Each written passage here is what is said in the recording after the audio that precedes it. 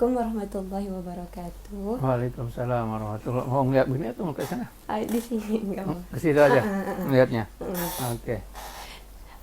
Saya Wilda Qurratu Aini, nomor NPM 220010111235. Ingin mewawancarai Prof. Dr. Abdurrahman Raden Aji Haki mengenai usul fikih untuk UTS. Sebelumnya sehat. Alhamdulillah sehat. Bagaimana itu sehat juga? Sehat, alhamdulillah. Gimana Puasanya dengan lancar? Ya? Puasanya lancar. Alhamdulillah lancar. Terima kasih Prof. sama. Sebelumnya sudi mau diwawancara. Insya Allah. Unisma gimana puasa di sini? Atau dalam keadaan musafir kah? Enggak, emang di sini lagi online Prof. Okay.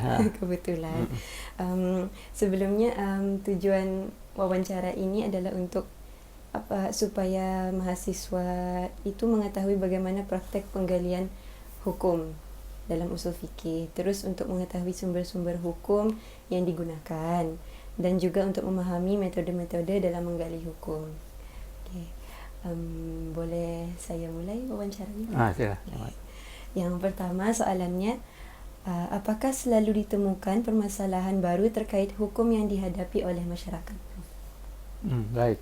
Bismillahirrahmanirrahim. Alhamdulillahirabbil alamin wassalatu wassalamu ala sayyidil mursalin sayyidina wa habibina wa maulana Muhammad wa ala alihi wa ashabihi ajmain. Baik, terima kasih. Apakah selalu ada masalah-masalah baru di masyarakat? Itu memang pertanyaan yang bagus, dan itu jawabannya memang mesti ada, pasti ada itu di masalah dari bukan sekarang saja, dari zaman Nabi Muhammad SAW selalu ada masalah-masalah baru. Maka dari itu kita dapati misalnya di dalam Al-Quran kan ayat-ayat yang berbunyi yas'alunaka, mereka bertanya kepada engkau, artinya ada sesuatu yang baru. Nah, yang kita ada hakikat yang kita belajar sekarang dalam ilmu usul fikih itu, yaitu bahwa nusus, yaitu Al-Quran dan hadis itu tetap tidak bertambah dan tidak berkurang. Al-Quran dengan berapa ribu ayat, hadis dengan beberapa ribu hadis itu sudah tidak ada tambah, tidak ada kurang, segitu ada. Sedangkan permasalahan di masyarakat lain. Zaman Nabi lain, zaman sahabat lain, zaman tabi'in lain, sekarang kita lain. Begitu juga tempat-tempatnya lain. Di tempat A lain, di tempat B lain, di tempat C lain. Jadi masalahnya pasti ada. Maka dari itu di dalam belajar ilmu usul fikih kan kita nanti belajar berkaitan dengan masadir dan juga berkaitan dengan hak hukum. Kan usul fikih kan ini dibagi 4, dia punya pengajarannya. Pertamanya berkaitan dengan hukum, keduanya dengan sumber-sumber hukum, ketiganya dengan turuk istinbat, cara mengeluarkan hukum, keempatnya dengan al-mustahid. Mustahid itu sendiri. Jadi ada 4. Yaitu masalah akan ada. Yang ada di bagian yang hukum. Pertama, hukum dibagi 4 dalam kajiannya. Ada hukum syar'i taklifi, hukum syar'i wad'i. Yang keduanya hakim, yaitu Allah Subhanahu wa taala dan Rasulullah sallallahu alaihi wasallam. Yang ketiganya mahkum fihi. Yang mahkum fihi ini. Mahkum fihi ini hukum-hukum syaraknya itu. Sedangkan mahkum alaihi itu kita, mukallaf. Mahkum alaihi mukallaf kan, kita ini sifat. Dan mahkum fihi itu ada di sana. Syarat-syarat mahkum fihi. Nah, syarat mahkum fihi ini akan bertambah. Berbeda dari satu tempat ke tempat yang lain, dari waktu ke waktu yang lain itu berbeda. Maka itu pasti ada masalah. Itu. Baik. Soalan nomor 2, terkait tema apa aja permasalahan hukum yang dihadapi masyarakat? Seringnya tema apa aja? Kalau gitu temanya itu semualah masalah fikih kan. Semua masalah fikih sebagaimana telah dibagikan ulama kan, fikih menurut ulama bagi 4. Ada fikih ibadah, masih ingat fikih apa lagi? Munakahat, terus muamalat dan ukubat. Ukubat. Jadi itu ada 4 kan, fikih itu diklasifikasikan oleh para ulama kepada 4 itu. Ibadat, munakahat, muamalat dan ukubat. Tidak ada dari situ, tidak ada lebih. Enggak ada 5. 5-nya enggak ada tuh. 5 atau 6 tidak ada. Kalau fikih ukubat itu soal apa, Prof? Ukubat itu sekarang kalau kita lihat dari segi mengapa pembagian ulama, pertama ini hukum hakam kan fikih kan. Apa arti fikih tahu? untuk menghukumkan sesuatu, maksudnya membagi hukum terhadap sesuatu mungkin. Baiklah. Kalau kita ta'arifnya kan al-ilmu bil ahkam syar'iyyah al-taklifiyah al-mustanbat min adillatihah tafsiliyah. Itu arti fikih kan? Ilmu berkaitan dengan hukum hakam praktikal syara' yang digali daripada sumber-sumbernya yang terperinci. Nah, maknanya gitu, hukum syara, wajib, sunat, kan seperti gitu. Makruh, haram, harus, mubah, sebab, syarat, rukun. Nah, itu semuanya hukum-hukum syari. Nah, sekarang kita lihat hukum syari ini dibagi hubungan antara Allah dengan manusia, itu ibadat. Hubungan manusia dengan manusia ada 3 jenis. Hubungan manusia dengan manusia untuk kelangsungan hidup, itu muamalat. Hubungan manusia dengan manusia untuk kelangsungan keturunan, itu munakahat. Jadi manusia ada 2 saja, makan, keluarga. Ada yang lain lagi? Nggak ada. Makan, keluarga. Nggak ada. Sini. Makanya munakahat dengan keluarga, dengan apa namanya, muamalat. 2. Nah, nanti manusia kan sifat manusia, sebagaimana disebutkan dalam Al-Quran kan, dikatakan, inni ja'ilun fil ardi khalifah. Kami akan menjadikan di muka bumi khalifah. Akhirnya malaikat bilang, ataj'alu fiha man yufsidu fiha wa yasfiku dima. Kenapa engkau mau menciptakan manusia, menjadikan di muka yang mana mereka akan saling berkelahi, menumpahkan darah manusia. Jadi sifat manusia ada 2, berkelahi, menumpahkan darah. Ini di dalam ukubat. Mereka akan berkelahi di muamalat, mereka akan berkelahi di munakahat, maka hukumannya di ukubat. Itu maka sudah itu tidak ada lain gitu. Tidak ada cerita lain lagi. Semuanya ada di dalam 4 itu ya. Okay. Nah, makanya masalah-masalah itu akan ada. Masalah di ibadat, misalnya tanya ini, bagaimana hukum sembahyang begini, bagaimana dengan tarawihnya ada begini, bagaimana dengan kunut nazilahnya dalam keadaan COVID, baru itu ibadat tuh. Yang nanti sudah gitu berkaitan dengan munakahat, perkawinan, bagaimana kawin melalui internet, bagaimana talak menggunakan media sosial, bagaimana itu baru munakahat. Sekarang bagaimana jual beli dengan menggunakan online, bagaimana jual beli menggunakan misalnya Gojek, bagaimana menjual beli menggunakan Go Mobile atau Grab. Nah, itu muamalat, ya kan? Nanti ada perkelahian, ada pertengkaran, mahkamah kepada ukubat. Mau apa di sana? Mau takzirnya kah? Mau hududnya kah? Mau kisasnya kah? Nah, itu di sana ukubat. Yang maka dari situ apa yang ada semua akan ada. Di ibadat ada masalah, di munakahat ada masalah, di muamalat ada masalah, di ukubat juga ada masalah. Okay. Iya. Bagaimana proses kolektif masalah-masalah tersebut dari masyarakat? Proses apa? Kolektif? Proses kolektif. Ya, masyarakat kan nanti mereka akan tahu nih. Biasanya masyarakat itu kan, alhamdulillah masyarakat kita umat Islam itu, mereka itu dalam keadaan girah kepada keagamaan itu sangat kuat. Mereka kalau jumpa ada apa, mereka mau tanya dulu hukumnya. Tidak seperti yang lain kan. Kalau umat kita itu alhamdulillah, masalah ini bagaimana?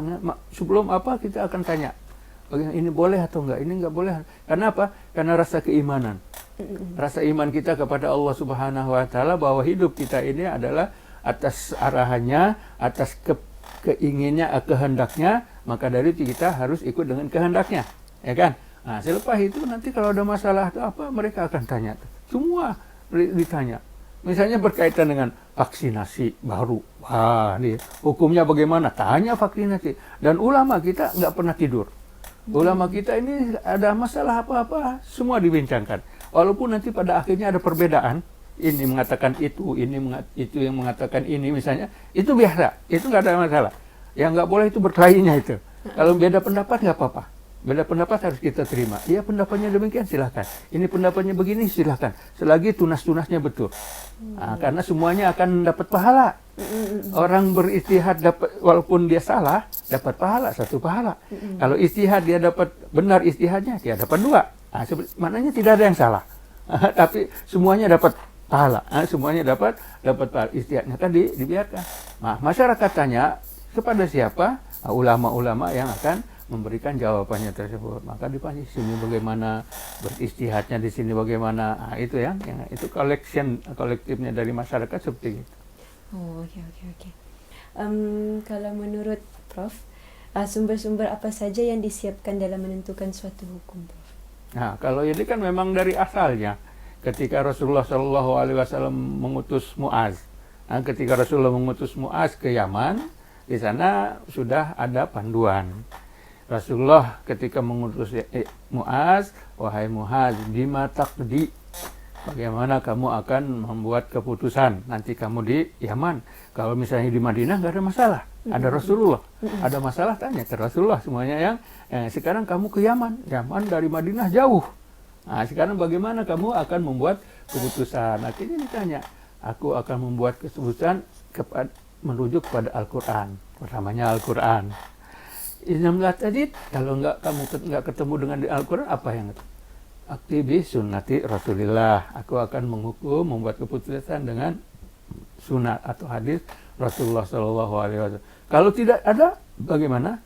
Ajtahidu birai wala alu. Aku akan beristihad dengan kemampuan sendiri. Tidak akan berhenti. Aku akan beristihad terus. Nah, di sini panduan. Kalau kita mau mengeluarkan hukum, pertama lihat ke Quran. Kedua lihat ke hadis. Enggak ketemu di hadis, istihad. Istihad di sini pertama akan lihat kepada ijma. Ada di ijma atau enggak? Kalau enggak ada di ijma, pergi ke qiyas. Qiyas apa? Lihat masalah baru. Apakah ada masalah lama di hukum-hukum fikah? Kalau ada masalah baru, ada masalah lama, ada persamaannya ilah, maka menggunakan qiyas. Sekarang nggak bisa qiyas. Nggak ada masalah baru, nggak ada masalah lama. Masalah yang baru.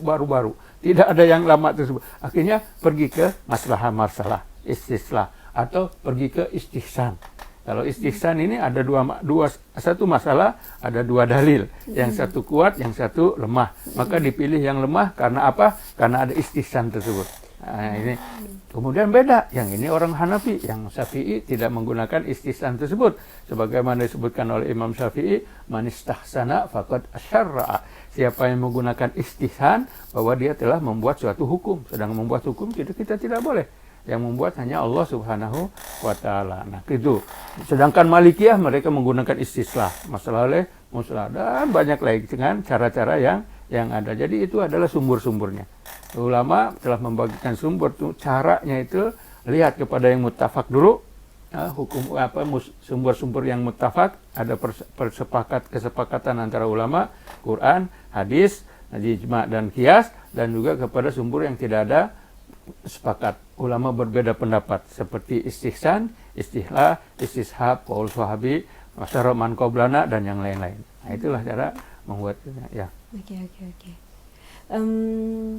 Kalau metode Prof, apa saja yang digunakan dalam penggalian hukumnya? Baik, penggalian hukum kalau kita belajar usul fikih kan berkaitan dengan metodenya. Cara dalam mengeluarkan ilmu usul fikih ini kita ada dua metode utama, yaitu disebutnya thariqah Syafi'iyah. Yang keduanya thariqah Hanafiyah. Thariqah Syafi'iyah ini adalah thariqah mutakallimin. Thariqah Hanafiyah adalah thariqah fuqaha. Ini dua metode. Dua metode yang berbeda nih ketika mengeluarkan hukumnya, caranya. Metode Syafi'iyah, metode Hanafiyah. Metode mutakallimin, metode fuqaha. Metode mutakallimin ini dia nggak ngelihat kepada hukum-hukum bawah. Mereka lihatnya pada asal. Quran, hadis, ijma, qiyas. Itu saja dilihat dulu. Jadi tidak melihat ke bawah. Ini metode yang pertama, yaitu metode Syafi'iyah. Jadi lihat kepada asalnya dulu. Quran, hadis, dalil. Sedangkan metode Hanafiyah dia lihat bawah. Masalah, kemudian sampai ke atas, kaidah. Itu caranya seperti begitu. Jadi metodenya lain tuh caranya. Cara Hanafiyah, cara Syafi'iyah lain. Nah, sekarang ada ulama yang menyatukan, menjamak, mengumpulkan antara dua metode. Metode Syafi'iyah dengan metode Hanafiyah. Disebutnya thariqatul jama'. Yang promosi ini Imam Syaukani. Imam Syaukani dalam bukunya Jam'ul Jawami, mengumpulkan cara-cara Hanafiyah dengan Syafi'iyah. Jadi kalau kita misalnya di Indonesia kebanyakan kita misalnya Syafi'iyah.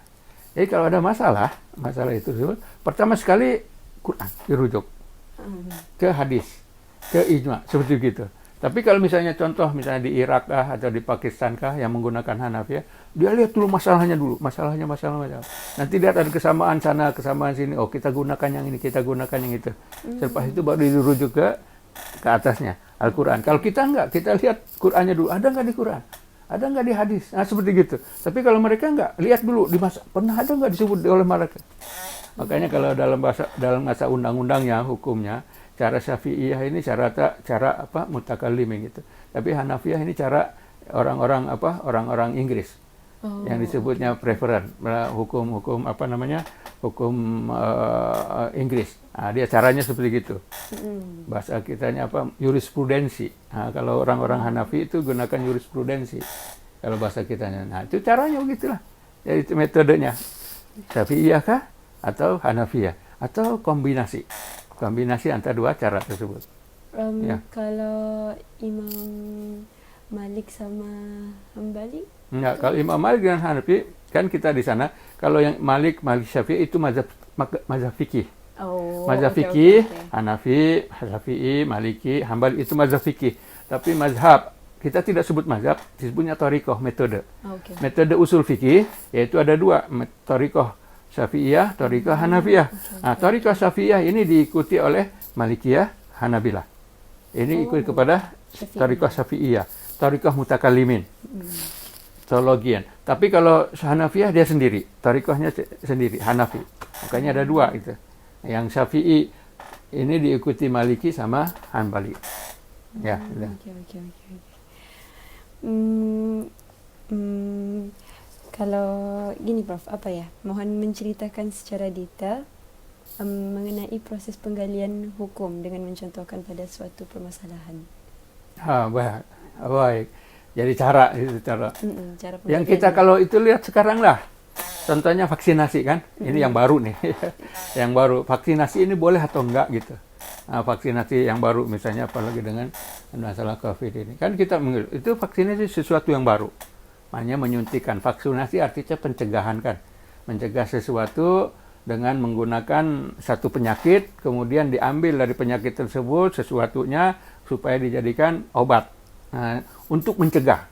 Bukan untuk mengobati, bukan untuk apa, enggak, untuk mencegah.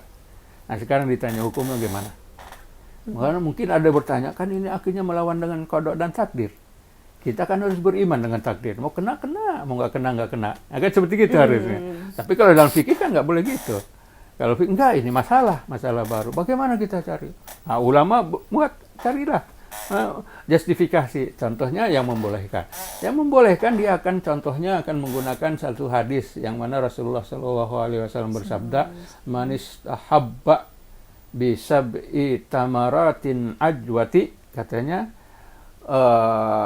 lam yadurhu zalikal yaum as-sihru wala al-marad, katanya. Ya seperti gitu. Siapa yang makan 7 buah korma ajwa pagi-pagi, maka dia tidak akan terkena sihir dan juga tidak terkena penyakit pada hari itu. Lihat, hadisnya seperti gitu. Ada vaksinnya enggak di situ? Kan vaksin pencegahan. Nabi berkata, siapa yang makan pagi 7 buah kurma, nanti dia akan tertahan. Dia tidak akan terkena hari itu sihir atau penyakit. Sihir atau penyakitnya yang lain, sopak atau seperti itu kan. Lihat, kan di sini pencegahan. Akhirnya minum makan ini nggak akan kena penyakit. Itu contoh. Sebelum takdir lah, contohnya seperti itu. Nggak akan kena penyakit. Sekarang juga misalnya vaksinasi. Kita vaksin untuk pencegahan. Nanti kalau kena lagi, itu lainnya.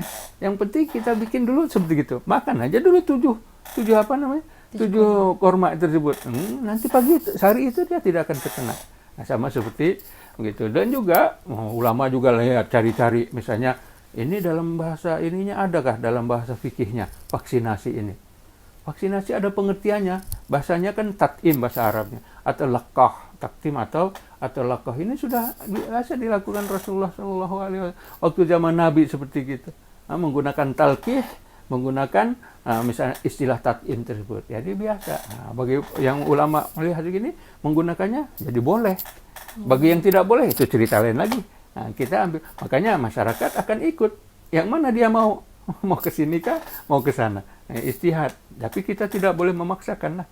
Nah, karena tidak boleh memaksakan sesuatu tersebut kan. Yang penting usaha dulu ya. Iya, Yang terakhir Prof, bagaimana proses penyampaian hasil penggalian hukum baru yang telah dimufakati? Nah, kalau penyampaian kan itu hukum persalahan yang ada satu sama ada ditanya, ada masalah, ada yang tanya. Yang keduanya tidak ditanya, tapi ulama itu punya sendiri inisiatif. Ulama itu punya inisiatif sendiri mengeluarkan hukum. Selepas mengeluarkan hukum, akhirnya dia bicarakan. Sekarang di mana? Mau dibahas masail, bahas masail artinya bersama-sama. Masyarakat semuanya akan dibahas masail tersebut. Nanti pergi ke sana. Atau dia sendiri istihad, ada masalah di sini, dia buat istihad sendiri. Apa yang dibuat, akhirnya dia tulis. Dia pergikan kemana, dia pergi mana, diberita atau seperti itu. Atau dia sebagai mufti, ketika sebagai mufti akan dilihatkan kepada masalah yang ada, maka akan diberitahukan ini sepertinya, ini seperti itu. Jadi caranya akhirnya disebarkan. Penyebaran tersebutlah yang disebutkan sebagai hasil istihad. Hasil istihad dengan yang ada seperti itu. Nah, itulah caranya. Okay. Atau misalnya ditulis jadi buku misalnya dilihat. Atau misalnya dulu ulama kan ada sebut buku namanya fatwa. Nah, itulah dibahas. Akhirnya jadi buku. Kita juga sekarang jadi buku. Nah, kita lihat bisa rujuk ke sana. Ya. Alhamdulillah, sangat banyak sekali ilmu yang kita dapati ya teman-teman, ya Allah, alhamdulillah.